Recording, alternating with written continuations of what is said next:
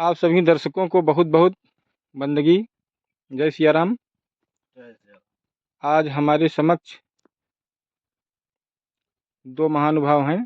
प्रथम आपसे हम परिचय करा दें। आप हैं अनूप कुमार सिंह जी और पेशे से अध्यापक हैं, वेदांत के बहुत ही अच्छे जानकार हैं।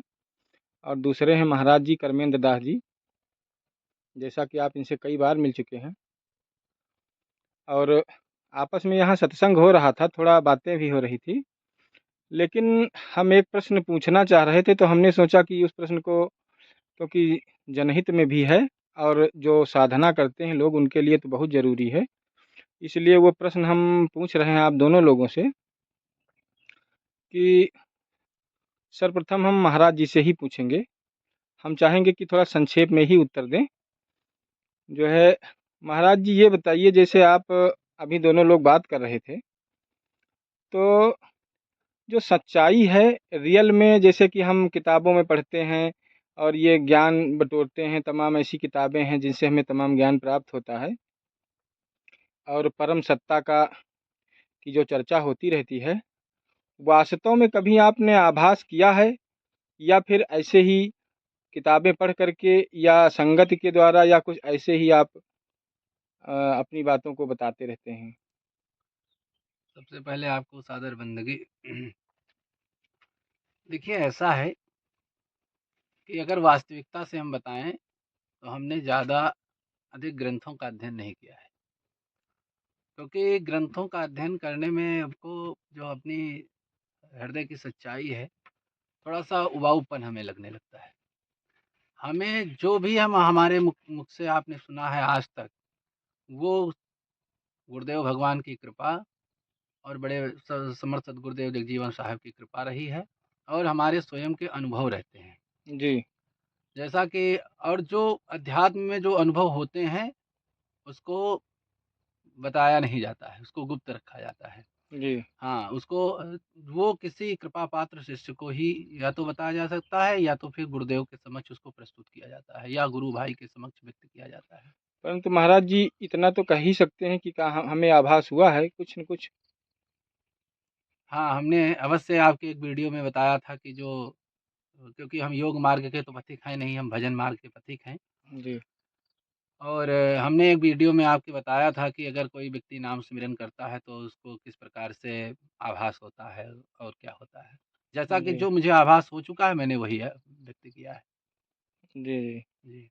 अब यही प्रश्न हम अनूप सिंह जी से करेंगे। ये गृहस्थ में होते हुए भी काफ़ी साधनारत रहते हैं, जय सिया राम। तो अब इसी प्रश्न को आपसे दोहराएंगे कि आपने कभी ऐसा कुछ ऊपरी सत्ता का अनुभव किया है या बस यूं ही किताबों को पढ़ करके जाना है? जान मतलब अगर जो जब ज्ञान है ना, जिसे जी जी हमको जी ज्ञान हुआ कि हाँ ये जो है गुड़ है ना, जी और गुड़ को खाने से जो मीठा लगता है या जो स्वाद है, जी उसका वर्णन शब्दों में किया जा सकता है? नहीं जी किया जा सकता। ज्यों जी गूंगे मीठे फल को रस, जी अंतर्गत ही भाव जी है जी ना। जी और सोई जाने जेहि देव जनई, जी जानत तुम्हें तुम्हें हुई जई। जी मतलब उसको जब ज्ञान हो जाता है, जब वो मतलब उसको वो रस जब मिलने लगता है, तो स्वयं ईश्वर के समक्ष जो है वो समकक्ष हो जाता है। जी तो जानना जो है, जब तक जाने नहीं तब तक कोई चीज़ माना नहीं जा सकता है। जी जब तक आप जानते नहीं, जैसे आप कहीं जा रहे हैं, वन में गए या कहीं जंगल-वंगल पड़ा, आपने देखा कि सिंह सामने खड़ा हुआ है, जी तब जब तक आप जाने हैं कि ये सिंह है और ये हमको खा जाएगा, जी तो क्रिया होने में देर नहीं लगती है, भागने में तुरंत क्रिया होने लगती जी है। बिल्कुल। वैसे ही जैसे ही ईश्वर की मतलब ज़रा-सा भी अगर जो वो प्रेम रस आपको मिला या उसका स्वाद चखा, तो ईश्वर के समक्ष जो है या हुँ, उसके अन्य लोगों के समक्ष आप उसका वर्णन नहीं कर सकते, शब्दों में नहीं कह सकते हैं। जी शब्द से परे जी जो है सोई राम है, शब्दों से परे। जी और ये शब्द जो होता है, जी ये रा, आ और मा 3 अक्षरों से मिलकर के बना हुआ है। रकारो भान बीजा, मकारो चंद्र बीजा। भान और शशि और वो सुषुम्ना नाड़ी से जी, इसका जी। निर्माण हुआ है। तो शब्द जो है उस पर जो आपके अंदर जिस शब्द को आप ये सिद्ध कर ले जाएँ, शब्द तो काल्पनिक हैं, कोई भी शब्द है, सब काल्पनिक है। तो काल्पनिक शब्द जो शब्द आप सिद्ध कर ले जाएँ, उसी पर आपकी मुक्ति है। ये जी। नहीं कि राम कहने से मुक्ति मिलेगी, सतनाम कहने से मुक्ति मिलेगी या अन्य कोई शब्द ऐसा हो जो कहने से मुक्ति मिलेगी, ऐसा नहीं है। जी। जिस शब्द को आप सिद्ध करें अपने में, तो वही जब तक उसका यही सर आवत अट कठिनाई और राम कृपा बिनु आय न जई।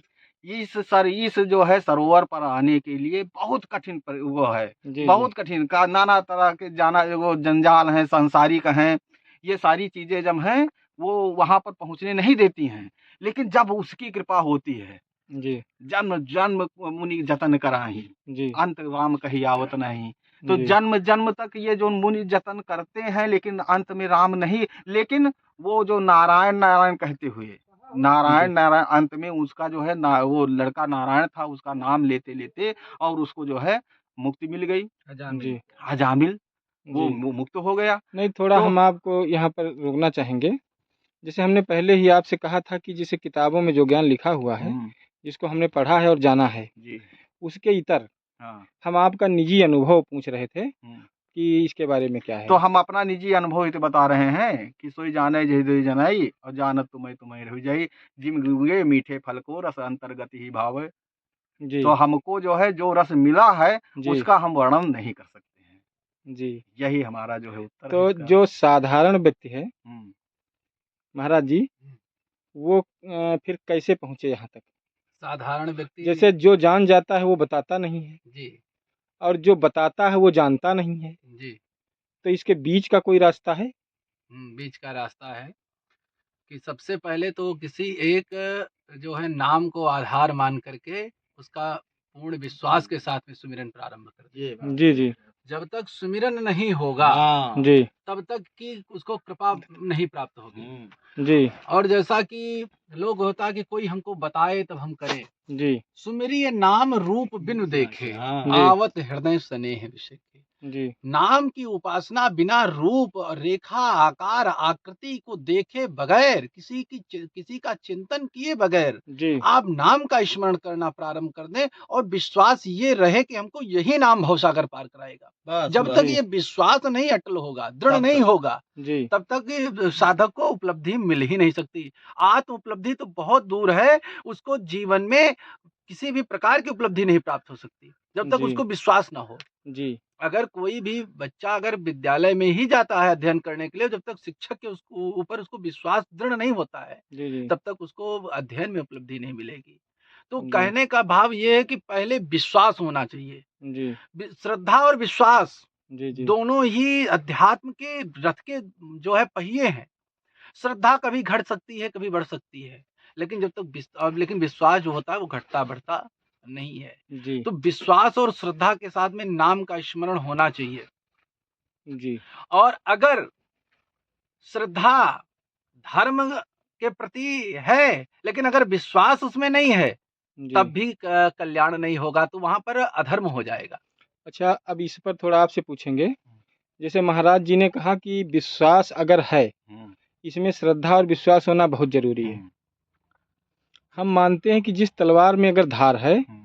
और विश्वास ना भी किया जाए हाँ तब भी कटेगी। और प्रहार किया जाए कटेगा। तो भी कटेगा। हाँ तो अगर नाम में शक्ति है, हाँ तो विश्वास ना हो तो भी विश्वास धीरे-धीरे अपने आप ही आ जाएगा कि विश्वास करके ही हम उसको भजना शुरू करें। श्रद्धा अगर जैसे आपने जानकारी जान गई कि ये मतलब जो है क्रिया होने में देर नहीं लगती है। जैसे आपने अभी हमने बताया जी, कि वो उदाहरण दिया कि शेर को आपने जाना कि ये हमको खा जाएगा, तो क्रिया जी, भागने में देर नहीं लगती है। जी, तो वैसे जैसे जब भागने में देर मतलब भागना वो श्रद्धा हो गई जी, और वही श्रद्धा क्रिया करने लगेगी, जी, वही श्रद्धा क्रियामान हो जाएगी। जी, तो श्रद्धा जब है तभी, श्रद्धा जब क्रिया में है तभी आपको विश्वास भी है कि ये अगर जो भागेंगे नहीं तो जी, हमको जो है खा लेगा। जी, तो विश्वास और श्रद्धा दोनों रथ के पहिए महाराज जी ने बताया सही है। जी तो विश्वास, श्रद्धा विश्वास रूपिणो, जब श्रद्धा और विश्वास आपके अंतर्मन में जागृत होगा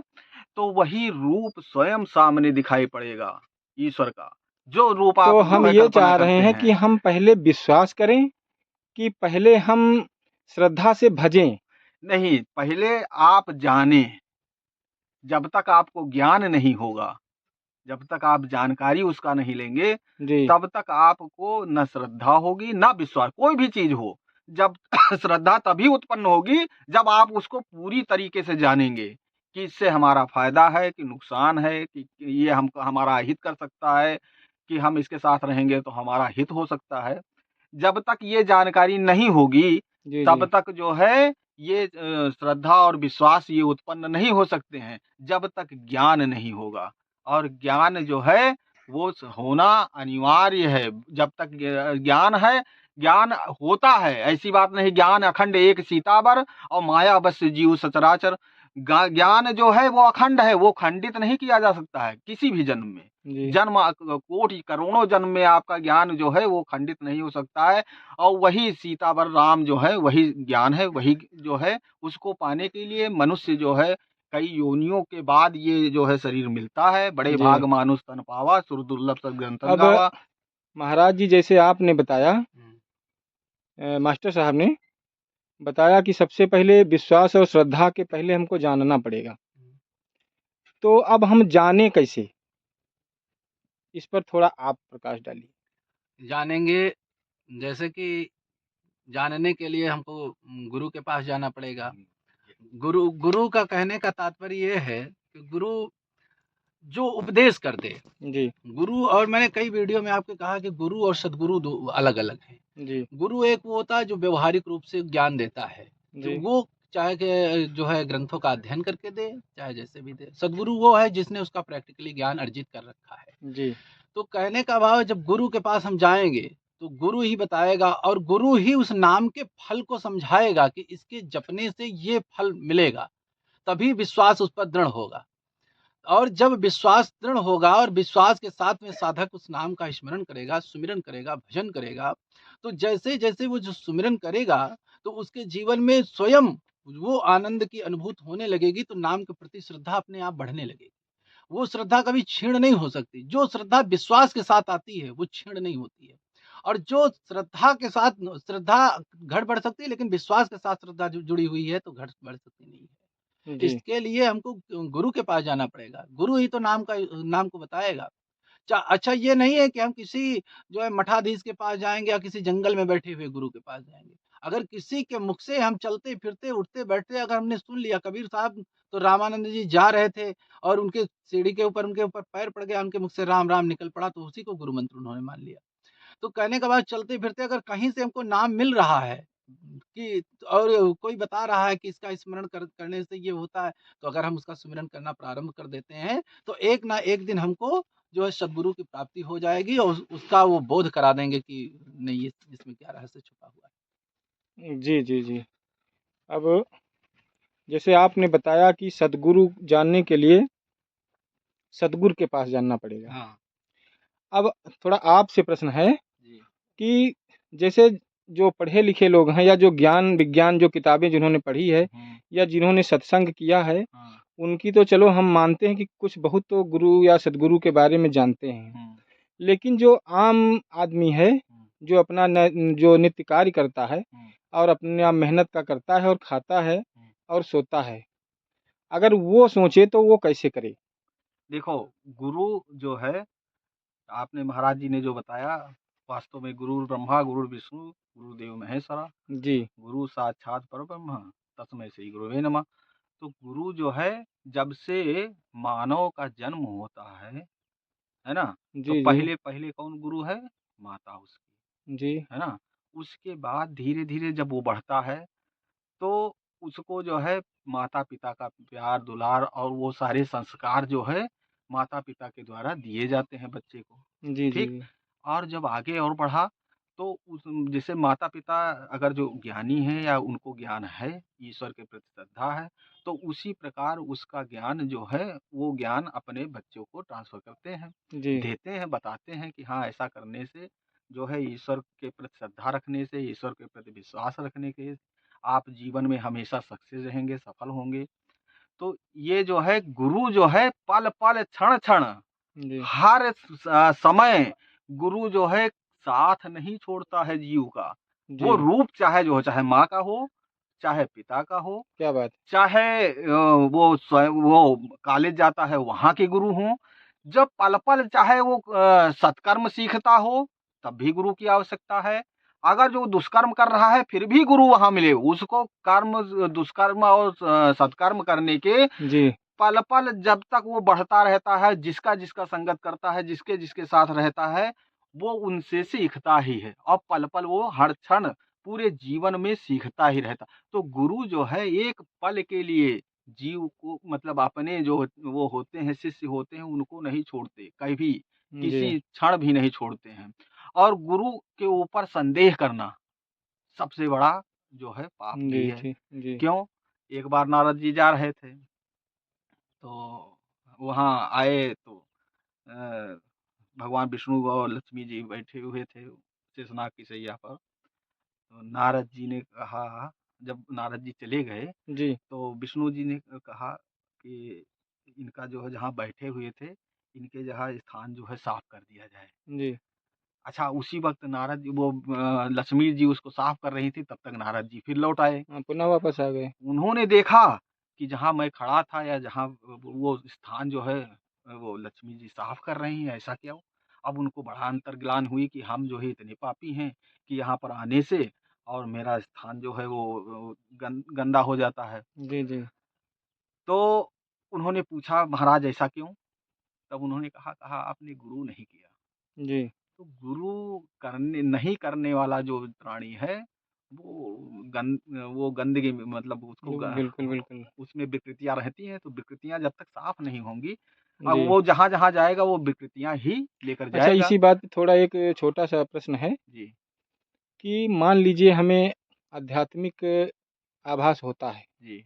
या आध्यात्मिक शक्तियाँ या जो भी आप मान लीजिए, हुँ, तो क्योंकि इस संसार में हर व्यक्ति हर वस्तु के पीछे या हर कार्य के पीछे कोई न कोई लाभ ढूँढता है, हुँ। ऐसा है कि नहीं है? हाँ। तो अगर ऐसा है, हुँ, तो मान लीजिए किसी एक साधक को अगर ये लौकिक शक्तियाँ प्राप्त हो जाती हैं हुँ, या फिर वो आभास करता है, हुँ, तो इससे आम जनमानस का या आम जनता का हुँ, उससे क्या लाभ है हुँ। और वो समन्वय कैसे स्थापित करे? इसके बारे में थोड़ा। नहीं तो वो आपने जो है बीच में उसको काट दिया तो गुरु का जो है मतलब ये है कि जब वो फिर गए नीचे कहा कि आगे भी बताएँगे आपकी बात।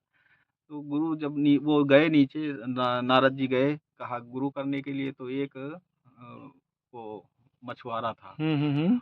वो मछली-वछली पकड़ लेकर आ रहा था और कहा पहली बार जो तुमको मिल जाए पहला वही गुरु। हुँ, तो नारद जी ने उसे गुरु मान लिया। हुँ, अच्छा गुरु मान लिया तो उसने उनसे कहा भगवान ने कहा है कि अगर जो गुरु जो होगा, उसी से ज्ञान मिलेगा, तो हमको आपसे ज्ञान कहें महाराज आप नारद और हम आपको क्या हुँ, ज्ञान दे सकते हैं? हुँ, तो उन्होंने कहा नहीं अब वो प्रभु ने कहा है तो आपको मुझे ज्ञान देना होगा। अच्छा हमको जो है इससे मुक्ति दिलाइए। तो कहा ठीक है भाई अब प्रभु जी ने जब मुझे ज्ञान देना है तो हमको देना पड़ेगा। तो कहा है कि वो पैक परिक्रमा करने को, हुँ। है ना? किसकी परिक्रमा? वो मतलब उनका मतलब ये पूरे ब्रह्मांड की परिक्रमा करके आओ। अगर हुँ, जो कहा हुँ, तरना चाहते हो तो पूरे ब्रह्मांड की परिक्रमा हुँ, हुँ, हुँ। 7 बार में करके नारद जी का आओ विचार। नारद हुँ, जी, हुँ, विचार किए। तो नारद जी फिर वो कहा कि इतनी जल्दी कैसे हो जाएगा कि हम 7 बार परिक्रमा करके जो है ऐसे तुरंत होगा। तो कहा कोई बात नहीं हम उस उन्होंने राम शब्द लिखा हुँ, हुँ, हुँ, हुँ, और उसके तरफ चारों तरफ गोला बना दिया। हुँ, कहा इसी की परिक्रमा कर लीजिए 7 बार, हुँ, आपका जो है कल्याण हो जाएगा। तो जी। ये गुरु की महत्ता है, वो हुँ, तुरंत वहाँ पर जब गए तो उनको जो है हाँ, कहा वो गुरु जो है ऐसा है कि एक शब्द लिख करके और उसको गोला बना दिया और इतना कहा कि इसकी परिक्रमा कर लेंगे आप तो आपका कल्याण हो जाएगा। जी, तो उस गुरु मछुआरे का मतलब ये थोड़ो है कि आप मछुआरा है, ये गंदगी में रहता है तो इसको गुरु ना बनाए, ये क्या करेगा, हमको कैसे तारेगा। गुरु किसी भी रूप, वो भगवान स्वयं ही ईश्वर का रूप, वो ईश्वर हाँ, का रूप था वो मछुआरा, हाँ। वही आया था वहां पर।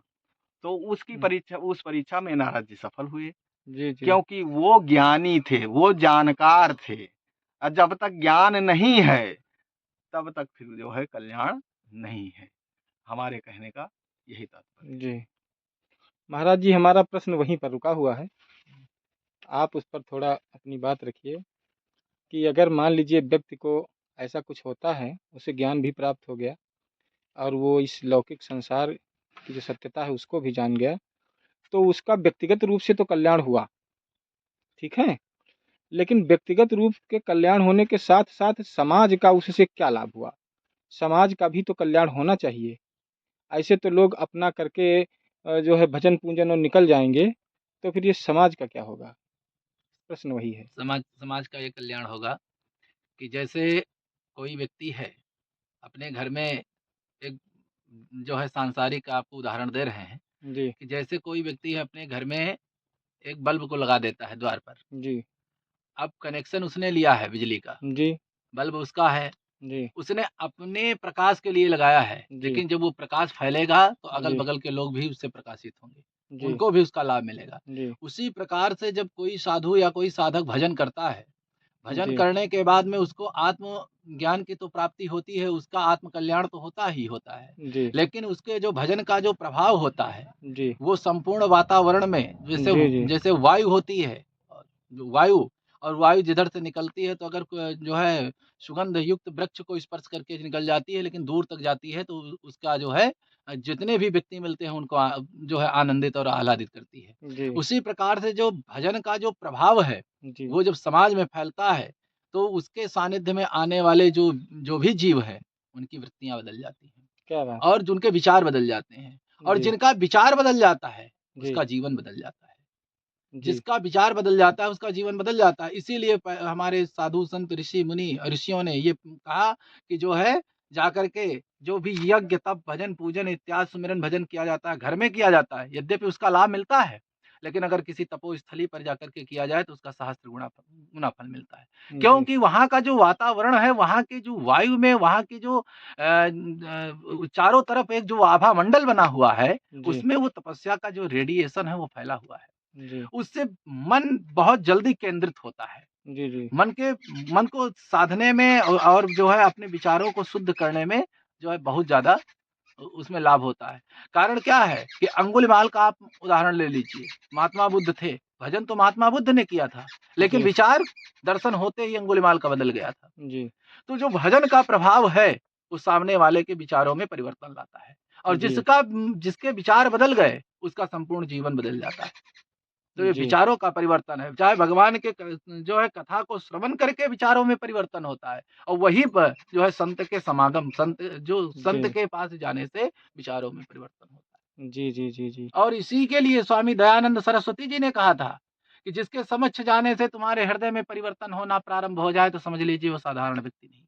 जी, जी, क्योंकि जी, उसका उसके जो है प्रभाव है, जी, भजन का जी, प्रभाव जी। तो जैसा कि महाराज जी ने बताया, आप भी सुन रहे थे, है। तो आपसे अब अंतिम प्रश्न हम पूछेंगे कि जो साधक है, वो गृहस्थ में रह कर के ये भजन, पूजन और जो भी है साधना वो करे तो ज़्यादा ठीक रहेगा या किसी स्थल पर निकल कर के अगर वो पूजन, भजन, साधना करे तो ठीक रहेगा? इस पर अपना थोड़ा सबसे विचार। बड़ा बड़ा जो आश्रम बताया गया है गृहस्थ आश्रम जी, जी, है।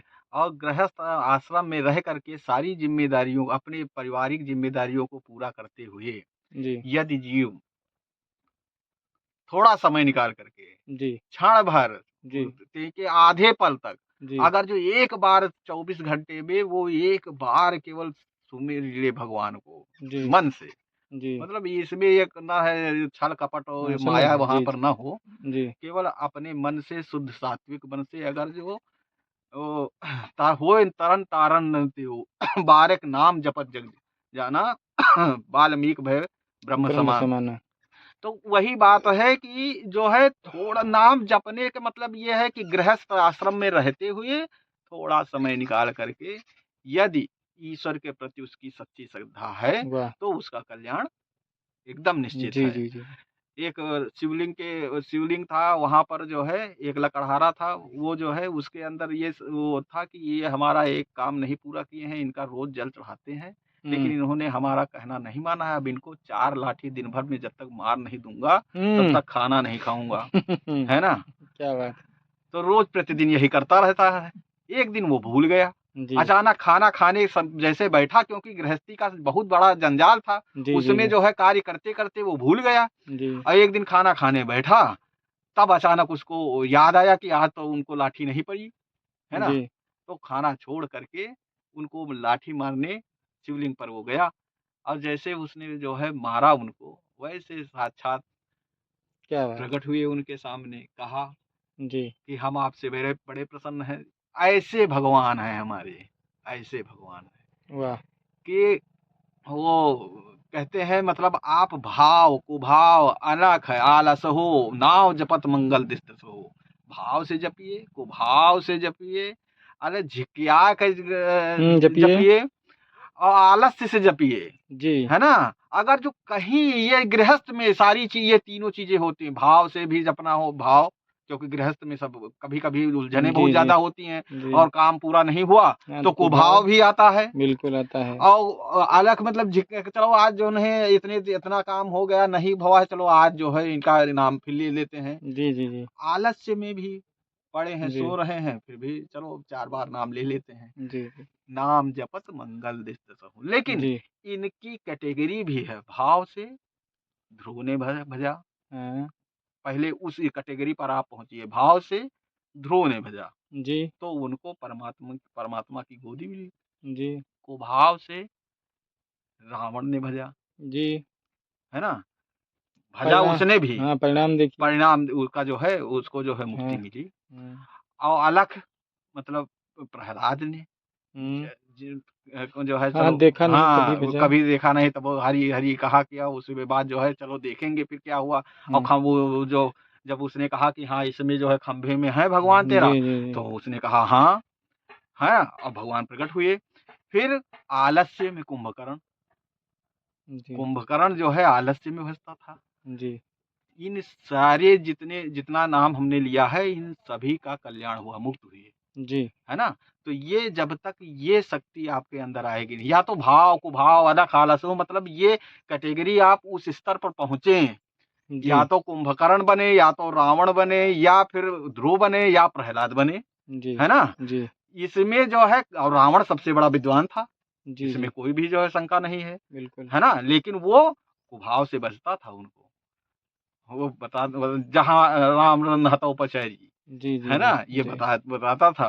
तो ये मतलब रावण जो है और विभीषण और ये कुंभकर्ण, वो रावण, कुंभकर्ण और प्रहलाद और ध्रुव, मतलब इस स्तर पर आपको मतलब इस स्तर पर ज्ञान अर्जित करना होगा, तभी आपका कल्याण होगा। जी, जी। बहुत और बढ़िया। यही बात है, उसमें गयो गणु जहाँ बसें वसुंडा, मतिया कुंठ हरे भगत हुँ, कंढा, हुँ, हुँ, हुँ। देखे शैल प्रसन्न मन भयो, माया मोह सोच भ्रम गयो। जैसा महाराज जी ने कहा हुँ। कि उस इलाके, उस क्षेत्र में अगर जो प्रवेश कर जाएंगे जहाँ पर भक्त हुँ। है ना, तो सारे सोच भ्रम ये सब जितने हैं सबका नष्ट हो जाएगा, माया नष्ट हो जाएगी, तुरंत आपका कल्याण वहां हो जाएगा। इसीलिए तीर्थ स्थल में जाना चाहिए गृहस्थ होने के जी, जी, बावजूद जी। भी, क्योंकि वहां पर तपोबल है, और तपोबल में जब आप जाते हैं, तप के अंदर जब आप जाते हैं, तो आपकी आत्म शुद्धि होती है। वहां से आपको संतोष एक लेकर के आप घर को वापस आते हैं कि आज मैंने दर्शन किया, महाकाल का किया, या अयोध्या में राम का किया, या वृंदावन में कृष्ण का किया।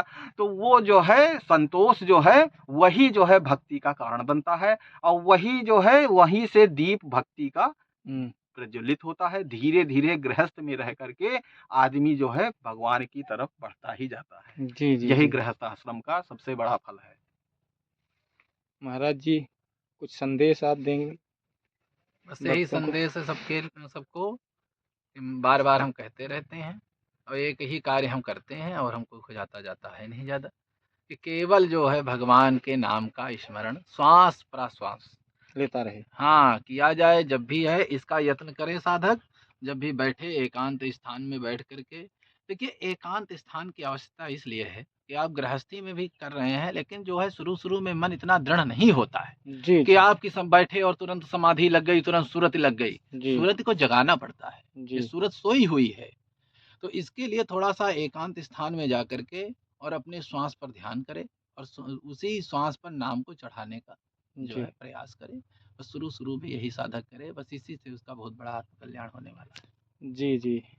अब देखिए आप दोनों लोगों के विचारों से यह एक बात सिद्ध होती है कि जो हमारे बड़े बाबा ने कहा है कि हर जोतै हरि का भजे सत्य का दाना दाना खाए खाए, हाँ। और जगजीवन दास साची कहें सो नर बैकुंठे जाए।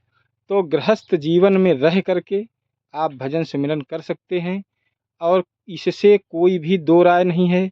किसी से भी पूछिए तो प्रथम जो है जो गृहस्थ जीवन है उसमें आप के साथ साथ उसमें तमाम पशु पक्षी भिक्षा भ्रमण करने वाले आदि आदि जो संत महात्मा हैं यहाँ तक कि वो भी आपके दरवाजे पर ही आते हैं। इससे उस आपको पुण्य ही मिलता है। तो गृहस्थ जीवन ही सबसे सर्वोपरि है।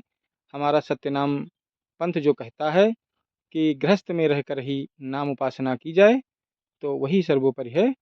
जय हो समर्थ सरकार की, बड़े बाबा की जय। जय आप श्री राम। दोनों को सादर बंदगी, बड़े बाबा की जय। जय हो। गुरु